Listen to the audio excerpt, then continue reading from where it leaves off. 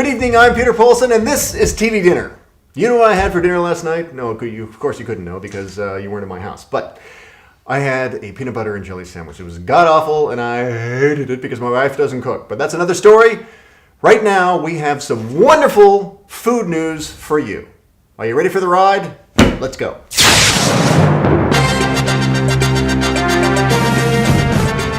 I ask you, do you think dung can make coffee taste better?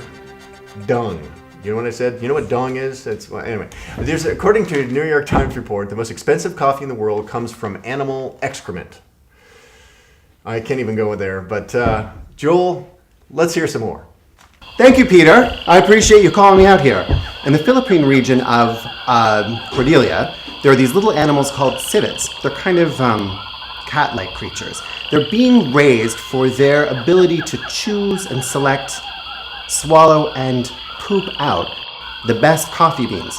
Rumor has it that the coffee that's created in this process is some of the chocolatiest, most delicious coffee known to man.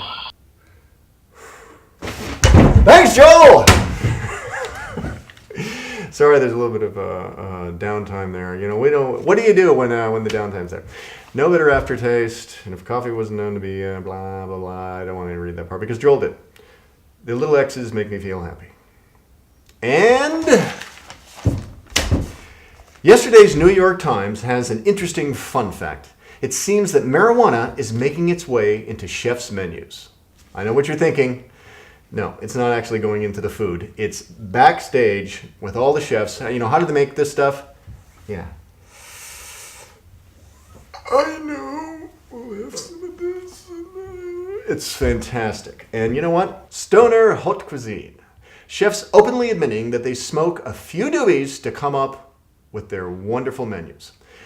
I can't say we're just not surprised, especially here in San Francisco. But we asked some of our chefs what they think of this marijuana-inspired food. Here's more. What do you think about chefs that use marijuana in order to write their menus? I want to drown them in chow mein, drown them in foie gras fat, whatever they may make that got them to where they are. I'll kill them. I will kill them. Happy Meal 貴貨氣功龍珠已經嚟咗開心樂園餐啦！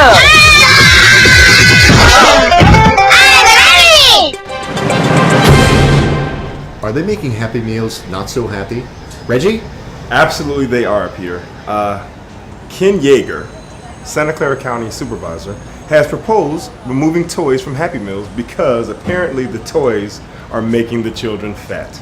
Really? Are there children out there eating toys and getting obese? I don't think it's the toys, Peter. Actually, I think it's the fact that parents are taking their kids to McDonald's and they're giving them Happy Meals. Plus, I suggest why not give the kids toys? Because if you're gonna get fat, you might as well have something to play with while you're sitting on the floor getting all obese and chubby. I mean, come on, who's against having a good time with a good toy? Ken Yeager obviously has been hitting the Yeager. Leave the toys alone. It's not the toys that are making kids fat. It's McDonald's, and it's the parents.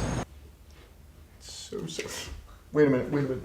I'm sorry. I had to wipe a tear away because that just saddened me so much, Reggie. I cannot believe they were going to take away the little toys from the children, from the fat little children, because everyone that goes to McDonald's, as we all know, is fat. But anyway, that's Reggie's report, and I'm just really saddened by it that they're going to take these things away.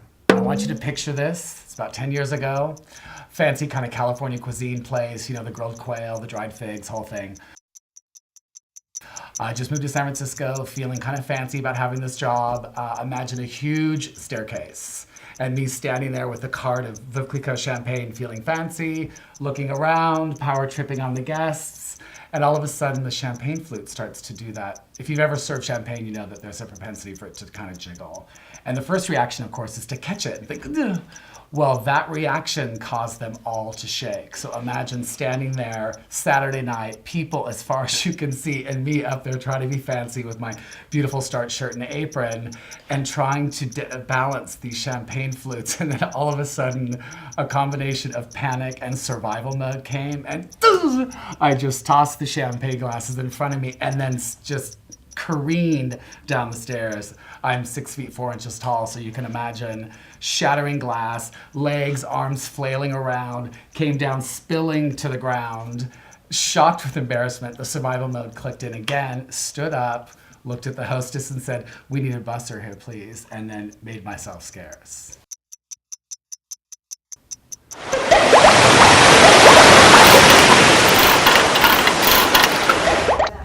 And now, how does America eat? What's that? Everything. Coverage. What's really weird when I'm covers the angle kick button this. Oh, they're about to, alright. New at Taco Town. We take a crunchy all-beef taco, smother it in nacho cheese, lettuce, tomato, and our special southwestern sauce. Then we wrap it in a soft flour tortilla with a layer of refried beans in between. Then we wrap that in a savory corn tortilla with a middle layer of Monterey Jack cheese. Awesome! And it gets even awesomer when we take a deep-fried gordita shell, smear on a layer of our special guacamolito sauce, and wrap that around the outside. This is pretty big. It gets bigger, because we bake it in a corn husk filled with meaty bacon, then wrap that in a delicious 3-egg omelet filled with chorizo, cheddar cheese, and portobello mushrooms. Can I eat it now? Wait! Sure, but not before we take the whole thing and wrap that in a Chicago-style deep dish meat lover's pizza. Pizza! Now that's what I call a taco! Well, it's not a Taco Town taco until we roll it up in a blueberry pancake. Reinforce it with shoestrings, and then deep fry it until it's golden brown. It's 15 great tastes, all rolled into one.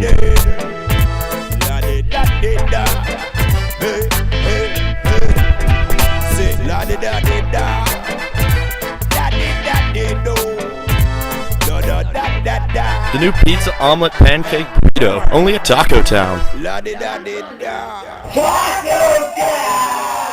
That's heinous. I can't believe these people are eating. Oh my God, this is the future. This is our college students who are going to grow up and run this country. It's sickening. Da da da da da da da. Vernacular of the day. Believe it or not, here's some odd expressions that were part of the vernacular of the day. A well-done hamburger, a hockey puck. Toasted English muffin, burn the British! Paint it red, put ketchup on it. Keep off the grass, no lettuce. And my personal favorite, 2 poached steaks on toast, Adam and Eve on a raft. This is TV Dinner, and keep eating.